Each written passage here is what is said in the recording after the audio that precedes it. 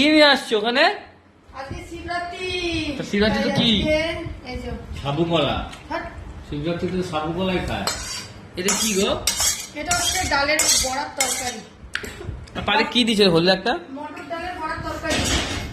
আরে শিবরাত্রিতে একটু নিরামিষ রান্না বান্না করেছি, কিন্তু দুঃখের বিষয় আমার সোনা মায়ের ইচ্ছা ছিল শিবরাত্রিতে করানো, শরীরটা প্রচুর খারাপ, করতে পারিনি গো। আর করে কি করব? শরীর খারাপ বলতে কাসুন্দি দিলাম।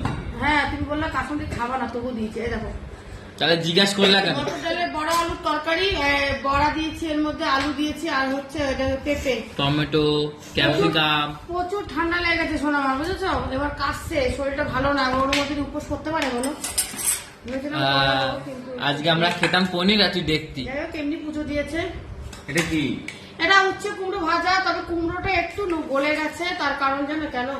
আমি অন্য কাজ করছিলাম, দেবে না গ্যাসটা কমিয়ে। এদের তো খাওয়া ভীষণ উপকার না। একটু দাও ওকে। তিতো না তো? না না, কুমড়োই তো আছে, দাও দাও। মুখটা ভালো লাগবে, দেখো খেয়ে দেখো মা। কুমড়ো তো মিষ্টি আছে। খেতে হয় মা।